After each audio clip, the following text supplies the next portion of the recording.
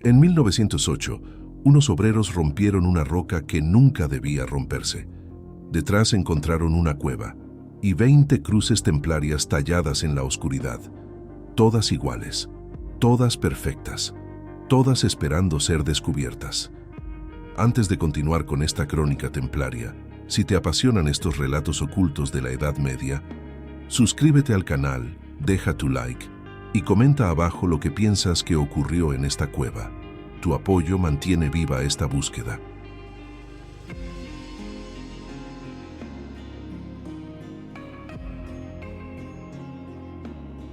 Dicen los pescadores de la costa atlántica que, cuando el mar se enfurece y golpea con rabia las rocas del acantilado, puede escucharse un susurro antiguo, un murmullo de piedra que habla en latín roto. Durante años pensé que era superstición, pero eso fue antes de entrar en la cueva de los 20. Fue en 1311, 4 años después de la caída del Temple. Yo viajaba disfrazado de mercader, llevando conmigo los últimos fragmentos de un archivo templario que no debía caer en manos del rey ni del papa.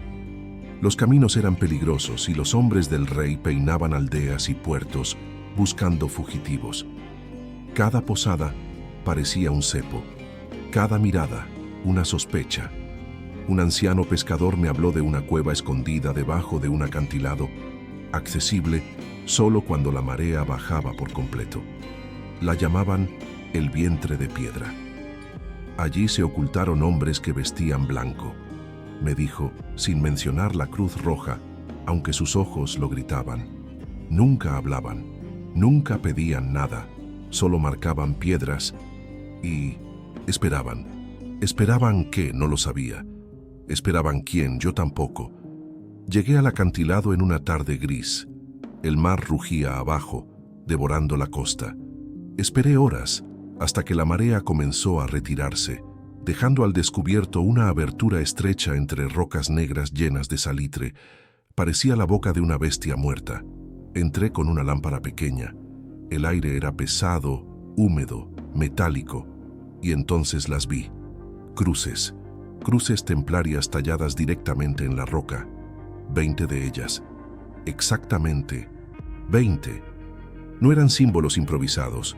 Eran marcas rituales, hechas por manos disciplinadas, repetidas con exactitud casi monástica.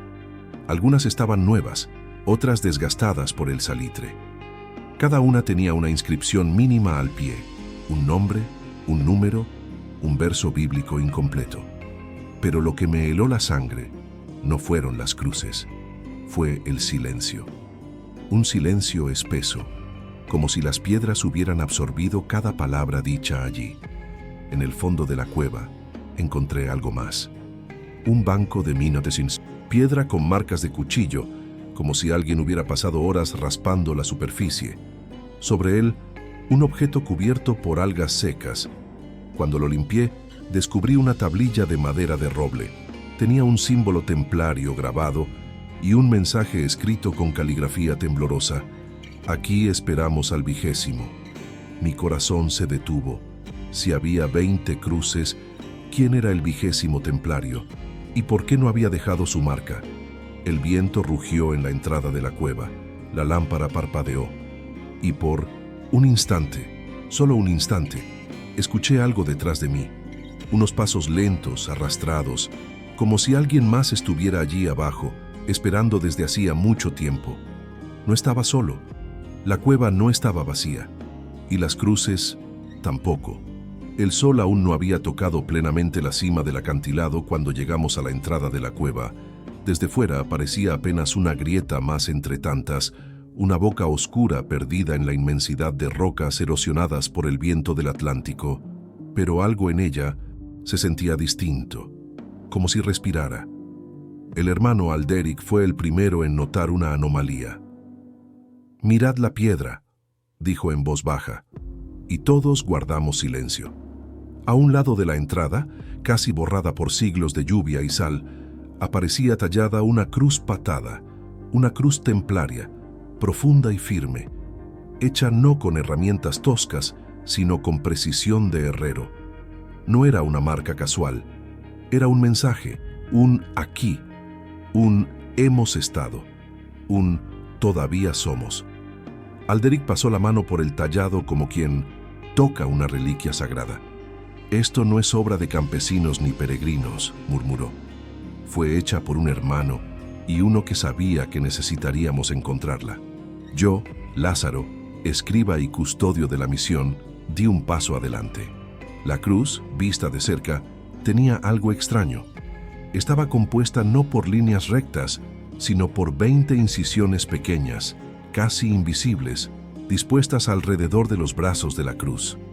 20 marcas, como si 20 manos la hubieran completado, o como si fuera un código. El Lu, hermano Hugo, el más joven del grupo, se santiguó. «Dicen que solo los templarios perseguidos dejaron cruces así», murmuró. «Cruces que no se colocan para ser vistas, sino para ser encontradas». Raymond, sí, el mismo navegante que en otra vida condujo una flota hacia la niebla, se agachó y observó la base de la roca. «Hay restos de hollín. Alguien encendió fuego aquí, hace mucho». Sabíamos entonces que la cueva no era solo un refugio natural, había sido usada, ocupada, defendida, tal vez un escondite durante las persecuciones, tal vez un punto de reunión secreta, o tal vez un santuario. Pero algo más llamó mi atención. Justo encima de la cruz, en una zona donde nadie habría tallado nada a simple vista, un símbolo diminuto brillaba bajo la luz del amanecer. Una línea curva, un semicírculo perfecto. Lo reconocí de antiguos manuscritos. «Es un signo de protección celta», dije. «Esto es anterior al temple». Alderic se volvió lentamente hacia mí. «¿Insinúas que esta cueva ya era sagrada antes de nosotros?», asentí. «Y que los templarios solo continuaron usándola». Un silencio pesado cayó sobre todos. Era más que una cueva, era un refugio heredado. Un lugar que había protegido hombres de distintas épocas, distintas guerras, distintas persecuciones. Pero cuando finalmente dimos un paso dentro, comprendimos que nada nos había preparado para lo que encontraríamos. El aire estaba frío como el interior de un sepulcro. La oscuridad, más profunda que cualquier noche. El olor, mezcla de piedra húmeda, ceniza antigua y algo más difícil de describir. Un rastro tenue de incienso templario. Y entonces, Raymond dijo: «Encended una antorcha. Lo que buscamos está más adentro». La luz revelaría no solo un camino, sino la historia que nunca debía salir a la superficie. La entrada de la cueva era angosta, apenas del tamaño suficiente para que un templario pudiera pasar encorvado, como si el lugar obligara a cualquiera que entrara a mostrar reverencia. El aire estaba húmedo y cargado de un olor antiguo, tierra mojada, piedra fría y algo más, algo metálico, casi como sangre oxidada. Fray Martín encendió una antorcha y el fuego danzó iluminando las paredes interiores. Lo que vimos nos dejó inmóviles. Allí, grabadas a golpes de hierro, había 20 cruces templarias. No eran marcas suaves ni símbolos decorativos. Eran profundas, violentas, como si los hombres que las hicieron hubieran tallado no solo la piedra, sino su propia desesperación. Cada cruz tenía un patrón distinto. Algunas eran rectas, perfectamente simétricas, otras estaban torcidas, y había unas pocas tan hundidas en la roca que sus bordes parecían sangrar. «Esto no lo hicieron peregrinos», murmuró Martín. «Esto fue hecho por hombres que estaban esperando algo, o a alguien». Me acerqué a una de las marcas más antiguas. La roca alrededor estaba suavizada por el tiempo, pero la cruz en sí seguía siendo tajante. Podía sentirla bajo mis dedos, áspera y fría. Un escalofrío recorrió mi brazo. En la base de otra cruz, más pequeña, vimos 3 siglas: S, R, F. Martín palideció. «Son las iniciales de Sor Rafaelis Fraterum», dijo, «uno de los hermanos que desapareció durante las purgas de 1307. No hay registro de que escapara, ni de que muriera». El silencio dentro de la cueva se volvió más opresivo, como si la propia montaña estuviera escuchando. Seguimos avanzando hacia una galería más profunda. Allí hallamos algo aún más inquietante. En el suelo, distribuidas en un semicírculo perfecto, había 20 piedras planas, cada una del tamaño de un escudo, alineadas como asientos rituales. Y sobre cada una había restos de cera derretida. 20 lugares, 20 cruces, 20 vigilias. Los llamaban los 20 del silencio, dijo Martín con un temblor en la voz. Un grupo de hermanos que hicieron voto de desaparecer del mundo para proteger un secreto que solo ellos conocían. Sentí un peso en el pecho. ¿Y este fue su refugio? No, respondió Martín. Este fue su... Espera. Un viento helado recorrió la galería, apagando casi la mitad de la antorcha. El fuego parpadeó, revelando algo al fondo de la cueva. Una especie de altar bajo, cubierto por una manta de polvo y siglos. Nos acercamos, y bajo la capa de tierra vimos una inscripción. Lo que aquí se guarda no debe ser encontrado por quien no lo comprenda. Miré a Martín. ¿Qué guardaban los 20? Él tragó saliva. No lo sé. Luego añadió, casi en un susurro, pero sé que nunca regresaron para buscarlo. La oscuridad a nuestro alrededor pareció cerrarse. La cueva era un refugio, pero también una tumba sin cuerpos, una promesa rota, un eco del temple que la historia nunca quiso escuchar. Y sin darnos cuenta, ya no estábamos seguros de si debíamos seguir adelante o salir antes de convertirnos en la marca número 21. La cueva era más profunda de lo que cualquiera esperaba. No era un simple refugio, era un laberinto natural, tallado por siglos de agua, viento y oscuridad. Cada paso hacia adentro hacía que la luz de las antorchas pareciera más pequeña, como si la piedra quisiera tragársela. Cuando avanzamos unos metros, el aire cambió. Ya no olía a humedad común, sino a algo más denso, como polvo antiguo mezclado con aceite de lámpara que se había quemado hacía mucho. El hermano Eneas se detuvo. ¿Oís eso?, murmuró. Al principio pensé que era el goteo de agua, pero no, era eco de pasos que no eran los nuestros, pasos de hombres que habían caminado por allí antes, quizás siglos atrás. Las paredes comenzaron a mostrar marcas más profundas, más nítidas. No eran simples cruces templarias, eran distintas, como si varias generaciones hubieran usado ese lugar sin saber unas de otras. Algunas cruces eran alargadas, finas, hechas con mano paciente. Otras eran gruesas, burdas como si hubieran sido talladas con prisa. Pero la más inquietante fue una cruz doble, una sobre otra, sin simetría, sin estilo, casi desesperada. El hermano Mateo la tocó con los dedos. La hicieron a golpes, dijo, como si el que la grabó tuviera miedo de que alguien lo interrumpiera. Las marcas más antiguas tenían un desgaste que solo podía explicarse por siglos de roce humano. No siglos templarios, siglos anteriores al temple. El hermano Eneas murmuró, «Este no fue nuestro refugio primero. Alguien se escondió aquí mucho antes». Raymond, que nos había guiado hasta la entrada, pero rara vez hablaba, iluminó la pared más cercana y dijo algo que me hizo sentir frío en la espalda. «Los lugares seguros no se construyen, se heredan». Fue entonces cuando encontramos la primera señal realmente imposible de ignorar, una inscripción diminuta, casi perdida en la roca. No estaba en latín, ni en griego, ni en árabe. Era un conjunto de símbolos redondos, casi espirales. Mateo retrocedió sorprendido. Esto no es cristiano». El hermano Eneas respondió, «No, pero tampoco es pagano, es más antiguo». Hubo silencio. Las antorchas parpadearon. Raymond se inclinó para observar mejor y dijo, «Esta cueva fue renombrada muchas veces, pero nunca fue realmente descubierta». Y tenía razón, porque a pocos metros en el suelo encontramos algo más inquietante, restos de cera endurecida, cera que no tenía siglos, sino décadas. Alguien había entrado allí después de los templarios, alguien que sabía que ese lugar guardaba secretos, alguien que nunca escribió en ninguna crónica. La cueva no solo era refugio, era punto de encuentro. de tránsito, de vigilancia. Y lo peor, no éramos los primeros en llegar, pero tampoco los últimos.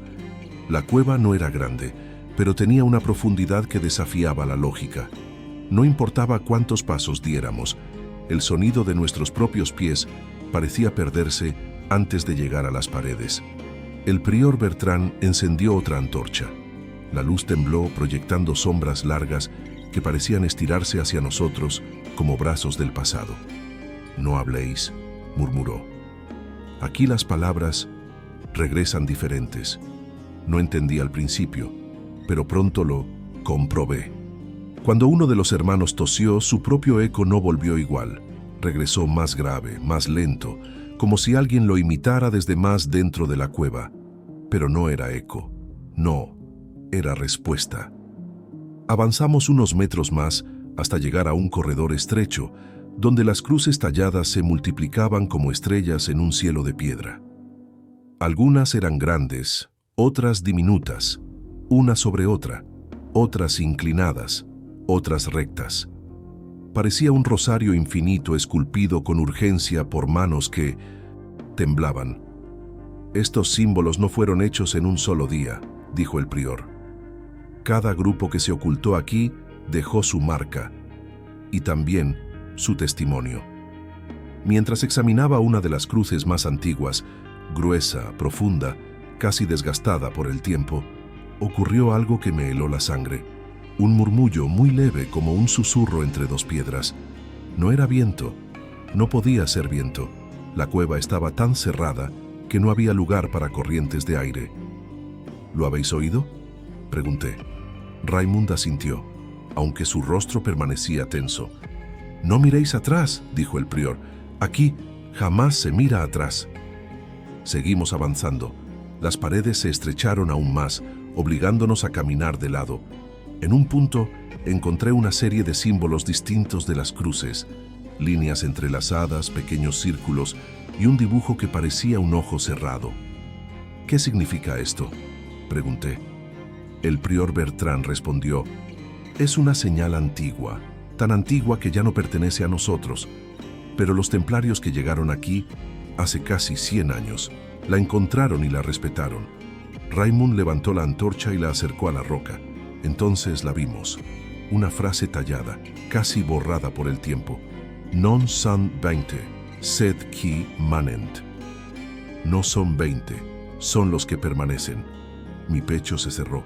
«¿Los que permanecen qué?», pregunté sin querer escuchar la respuesta. El prior respiró hondo. «Los que permanecen aquí, los que nunca salieron». Y de repente, en la oscuridad profunda del túnel, escuchamos un sonido distinto. Un paso, un único paso, lejano, pesado, deliberado. Raymond levantó la espada por instinto. Yo apreté los puños sin saber qué esperaba enfrentar. «El refugio fue real», murmuró el prior.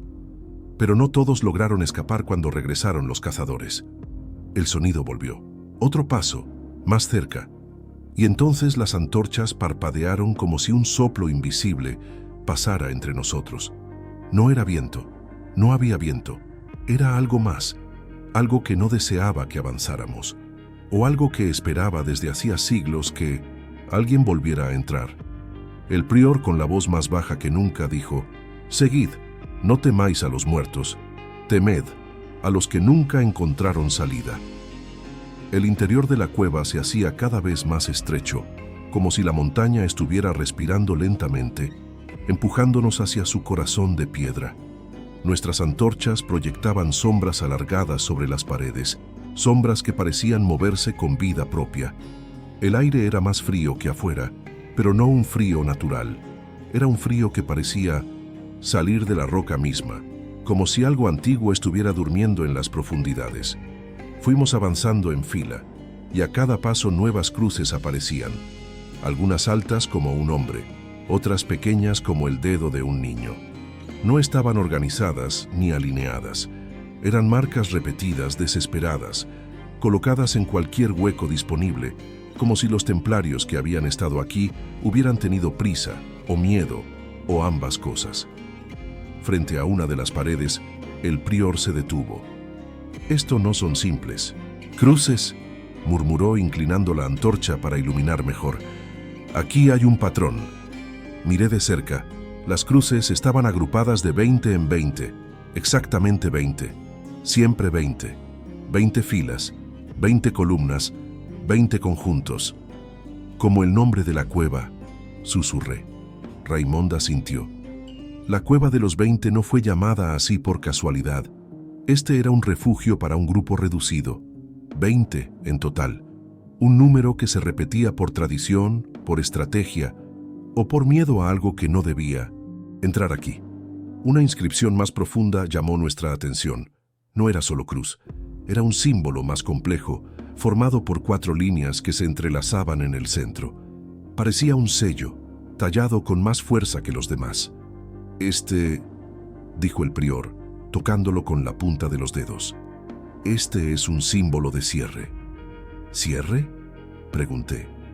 Sí.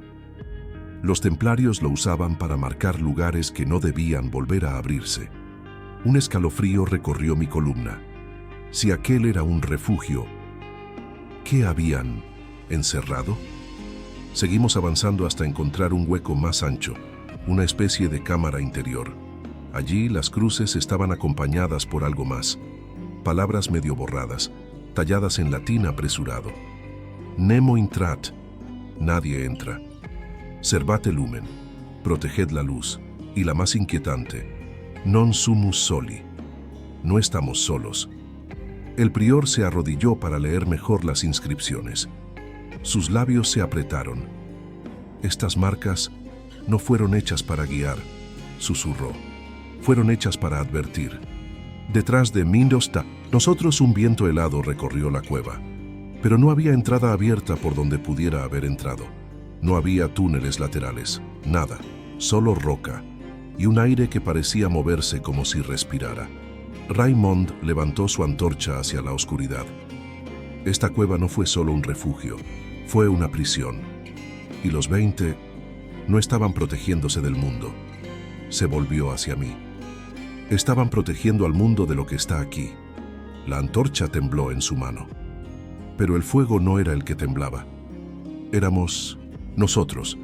Habíamos pasado horas revisando cada rincón de la cueva, y aunque ya habíamos encontrado cruces talladas, símbolos extraños y restos de antiguas lámparas de aceite, sentíamos que aún faltaba algo. Algo importante. Algo que los 20 templarios no querían que se viera bajo la luz del día. Raimond fue quien lo notó. Se acercó a una pared lateral aparentemente lisa, sin marcas ni inscripciones. Sin embargo, la tocó con la palma abierta y frunció el ceño. «Esta piedra está demasiado fría», murmuró, «y demasiado limpia». Con un gesto ordenó apagar las antorchas. La oscuridad cayó sobre nosotros como una manta pesada. «No tengas miedo, Lázaro», dijo. «Lo que buscamos solo aparece cuando el mundo calla». La cueva respiró. Ese fue el primer pensamento que me vino. Como se a presença dos 20, ou daqueles que haviam sido os 20, ainda estivesse ali, ocupando o ar. Então Raimond tirou um pequeno frasco do bolso, uma mistura de óleo e pó escuro. Passou o dedo no líquido e desenhou um círculo no meio da parede. Por um instante, não aconteceu nada. Depois, um brilho fraco começou a surgir. Não era luz, era fosforescência. Rastros de símbolos ocultos empezaram a aparecer uno por uno, como estrelas emergiendo en un cielo sin luna. Yo contuve el aliento. Lo que la roca escondía no eran cruces comunes. Eran cruces superpuestas, algunas dobladas, otras incompletas, otras marcadas como si hubieran sido raspadas con furia. «Son las señales de la prueba», dijo Raimond. Me quedé helado. «¿Qué prueba?» «Los 20 no estaban aquí para esconderse», respondió él. «Estaban aquí para decidir. ¿Quién de ellos sería digno de volver?» Las cruces talladas no eran marcas devocionales, eran marcas de selección. Cada símbolo representaba una decisión tomada en esa oscuridad. ¿Quién debía permanecer? ¿Quién debía avanzar? ¿Quién debía cargar un secreto demasiado pesado para el mundo exterior? «¿Quieres decir que no eran 20 cuando entraron?», pregunté en voz baja. «No, murmuró Raymond. Eran más. El silencio que siguió fue brutal. Comprendí entonces que aquella caverna no era só un refugio. Era un tribunal, un noviciado, un filtro humano. Os templários ali enterrados ou transformados não haviam sido simplesmente escondidos. Habían sido elegidos. Lo que hicieron aquí, continuó Raymond, no fue huir, fue preparar algo, o a alguien. La fosforescencia comenzó a apagarse. Las marcas se desvanecían como si nunca hubieran estado allí. Raymond me tomó del dentino brazo. Tenemos que seguir, dijo. Lo que viene después de estas marcas es lo que realmente buscaban proteger. Y en ese momento supe que todo lo que habíamos visto hasta ahora, las cruces, los símbolos, los restos, no era más que la antesala. La verdadera revelación estaba más adentro, más oscura, más silenciosa, más antigua y probablemente más peligrosa. El aire dentro de la cueva se volvió distinto cuando avanzamos hacia el fondo. Ya no era solo humedad y piedra antigua, había un leve olor a aceite quemado, como si una llama hubiera ardido allí no hacía mucho. Pero nadie del temple había usado ese lugar en siglos, según los registros. A medida que caminábamos, la galería se estrechó y el techo descendió, obligándonos a avanzar inclinados. El silencio era tan compacto que cada respiración parecía una falta de respeto. Las antorchas lanzaban sombras largas, casi humanas, que se movían antes de que nosotros lo hiciéramos. Fue entonces cuando lo vimos. Una marca de hollín sobre la pared. Una mancha circular arriba de una repisa natural en la roca. No era reciente, pero tampoco era medieval. Era más nueva. Raymond acercó la antorcha y murmuró. Esto no lo hizo un templario del siglo XIII. Me acerqué para observarla mejor. En el borde del círculo de hollín había líneas finas, casi imperceptibles, como los radios de una estrella. Pero no formaban una cruz templaria, ni un símbolo cristiano. Era otra cosa. ¿Qué significa?, pregunté en voz baja. El prior respondió, con un tono que no le había escuchado antes. Significa que alguien llegó aquí, después de nosotros. Un escalofrío recorrió la galería. Si alguien había entrado en la cueva siglos después, ¿cómo encontró el lugar? ¿Cómo conocía el acceso oculto? ¿Y por qué había encendido fuego dentro? Seguimos adelante. Las paredes comenzaban a cambiar. Ya no eran lisas y ásperas, estaban cubiertas de grabados. Cruces, sí, pero también letras incompletas, como si los autores hubieran sido interrumpidos o como si no supieran escribir del todo. De pronto uno de los caballeros nos llamó. Aquí hay algo distinto. Nos acercamos. En la roca, tallada de forma mucho más profunda que las demás, había una cruz templaria perfecta, pero debajo, en latín, un nombre. Aldricus XX. Aldric, el 20º. El último de los monjes que, según la tradición, había guardado esta cueva. Raymond pasó la mano por la inscripción y su rostro se tensó. Esto no estaba en los registros, ni en las crónicas, ni en los documentos secretos. El prior añadió, si Aldricus XX existió, nadie debía saberlo. De pronto, las teorías que parecían exageradas cobraron forma. La cueva de los 20 no era solo un refugio, era un lugar de sucesión, de guardia, de vigilancia, y Aldricus XX había sido el último en ocuparlo.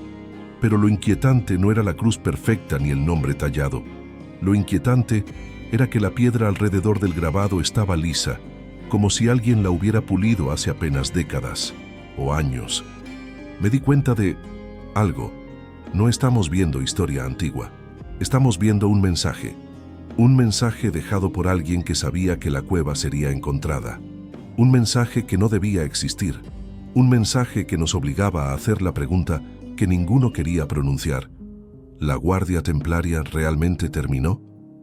Nadie respondió, pero todos sentimos lo mismo. La cueva estaba viva, y no habíamos sido los últimos en entrar.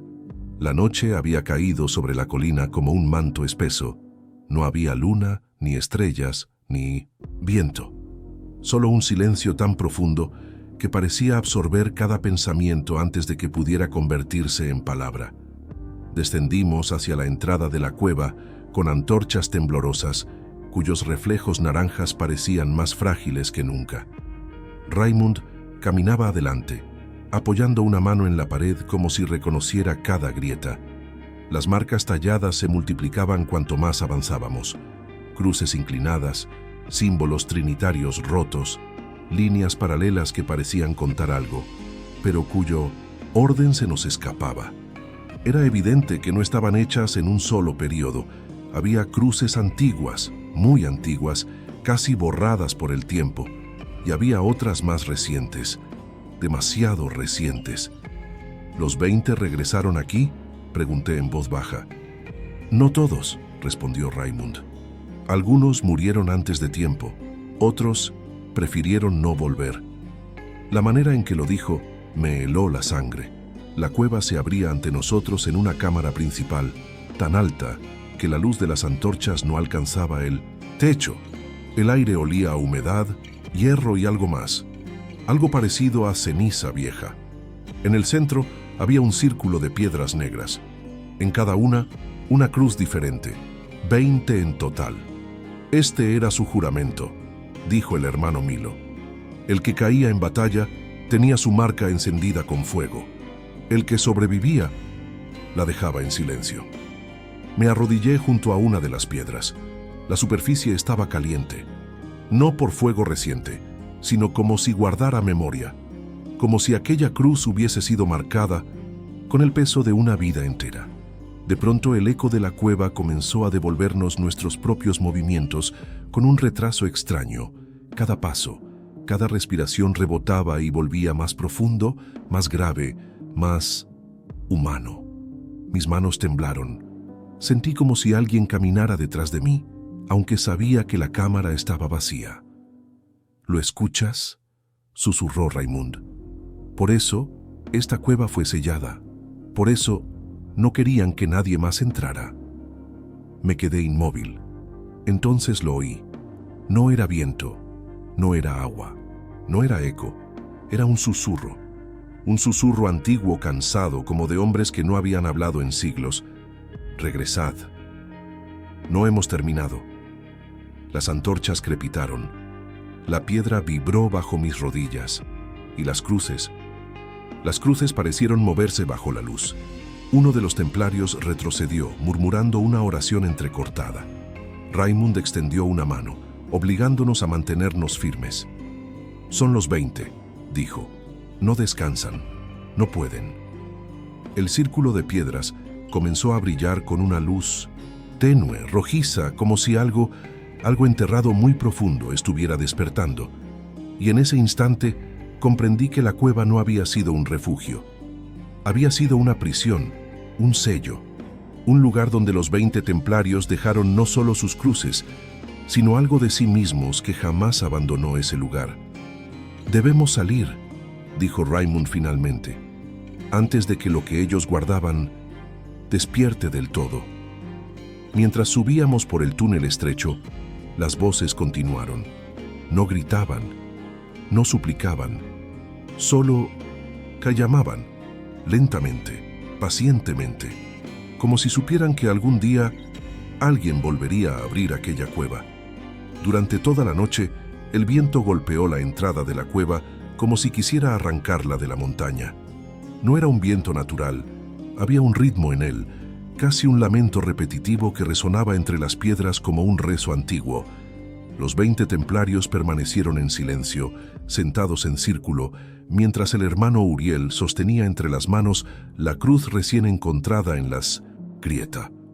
Las sombras en las paredes se movían con una lentitud inquietante, como si pertenecieran a cuerpos que respiraban sin necesidad de carne. Había momentos en que parecían más gruesas, más densas, como si quisieran desprenderse de las rocas. El hermano Tobías murmuró: «Estas sombras no son nuestras». Nadie se atrevió a contradecirlo. La cueva tenía algo vivo en su interior. No era maligno, pero tampoco benevolente. Era antiguo, demasiado antiguo como para ser explicado por los documentos del temple.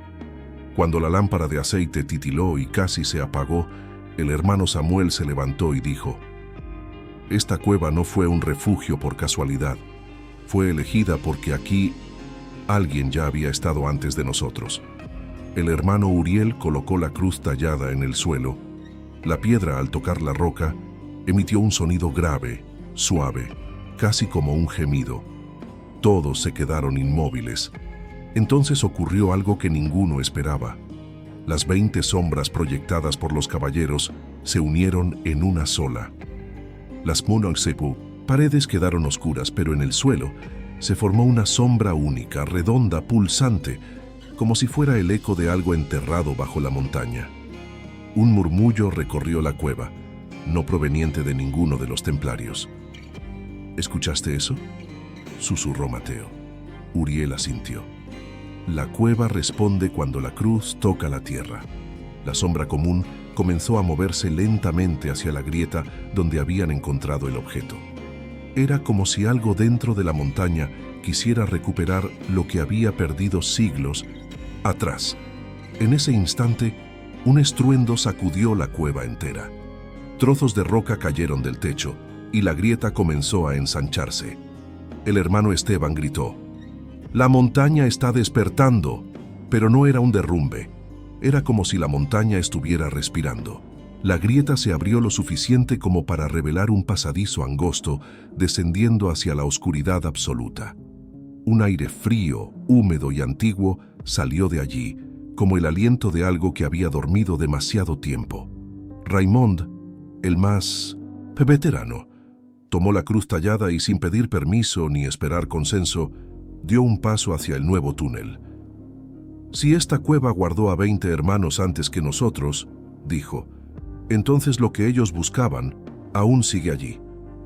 Los demás templarios lo siguieron, uno por uno, dejando atrás la luz temblorosa de la lámpara y entrando en un silencio que ningún hombre de la superficie había escuchado jamás.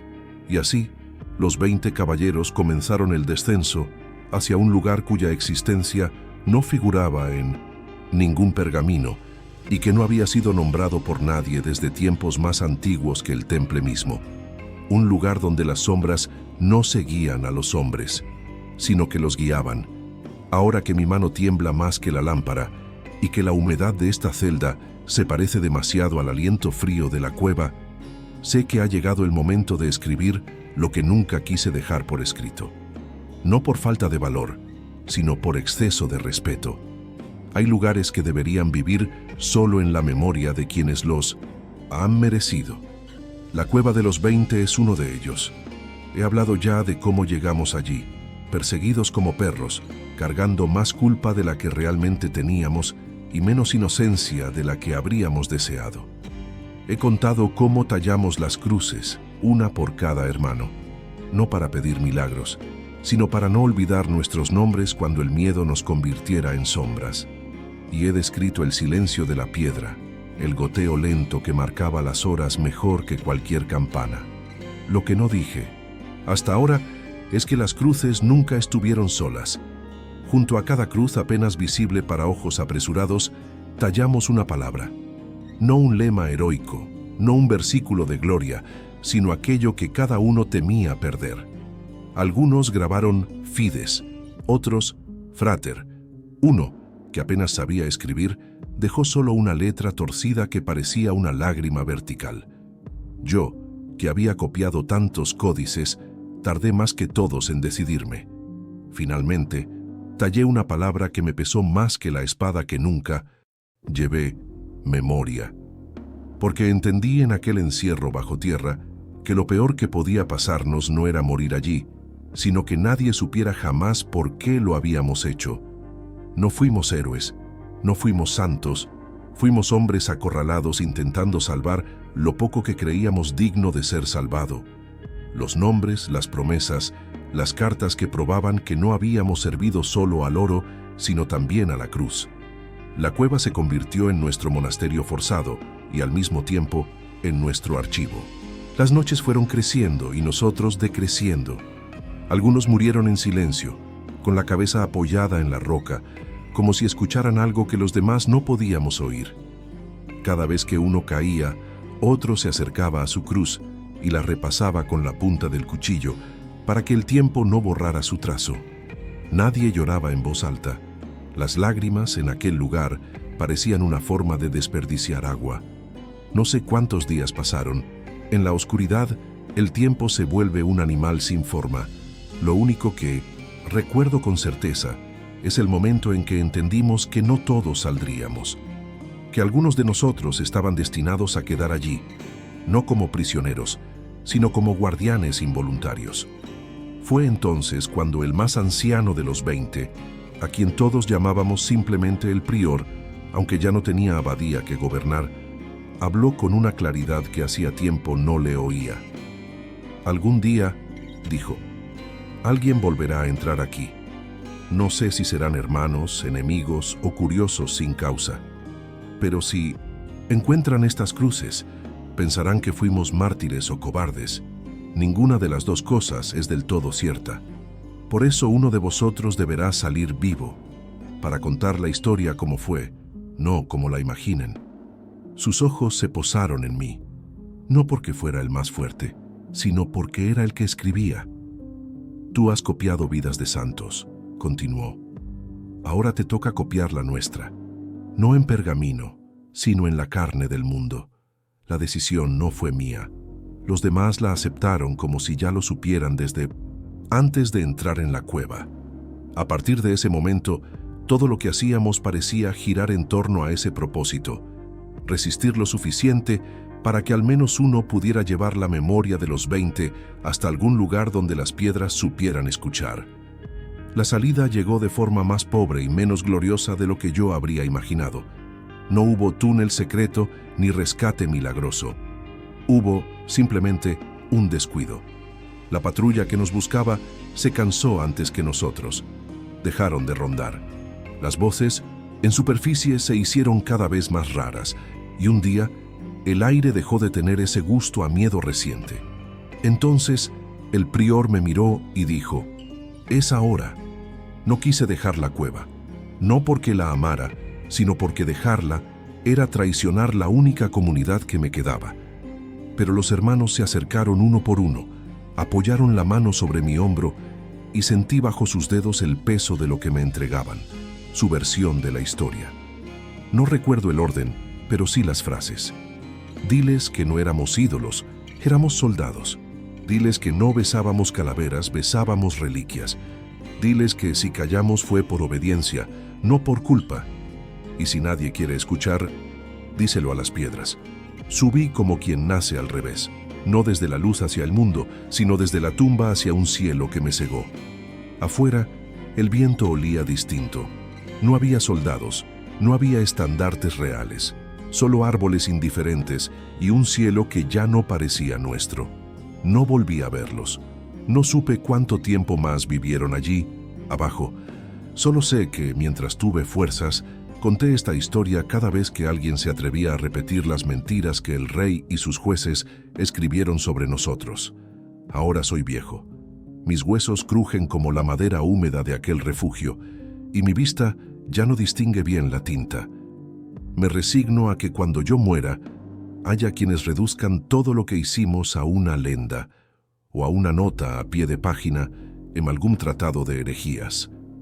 Pero sé también que la roca guarda más lealmente que el pergamino. Por eso, si algún día, tú que lees estas líneas, desciendes a una cueva en cuyo muro veas 20 cruces toscas, no las tomes por simples marcas de pastores, ni por adorno de peregrinos. Detente, pasa la mano por ellas, busca las palabras pequeñas, casi borradas, junto a cada cruz. Si encuentras una que diga memoria, sabrás que al menos uno de nosotros cumplió su voto. No reces por nuestra gloria. No nos llamas santos. Solo haz lo que pedimos. Cuenta las cosas como fueron. Porque el verdadero enigma del temple no está en tesoros escondidos, ni en reliquias milagrosas, ni en pactos con sombras. Está en esto. En 20 cruces talladas por hombres que no querían ser olvidados, y en alguien, quizás tú, que siglos después decide escuchar lo que la piedra lleva repitiendo en silencio desde entonces. Si algún día tus dedos tiemblan al tocar esas marcas, no tengas miedo. No son fantasmas reclamando venganza. Somos solo nosotros, los de la cueva, susurrando desde muy lejos. No, fuimos lo que dijeron. No fuimos solo lo que callamos. Fuimos los 20. Y mientras quede alguien dispuesto a recordar eso, la cueva de los 20 no será solo un lugar en la roca, sino una herida abierta en la historia que se niega a cicatrizar del todo. Si esta historia te estremeció, cuéntame en los comentarios cuál crees que fue el destino de los 20 templarios. ¿Sellaron la cueva para esconderse o para encerrar algo? Tu comentario y tu suscripción ayudan muchísimo a que sigamos revelando los misterios ocultos del temple. Gracias por acompañarme.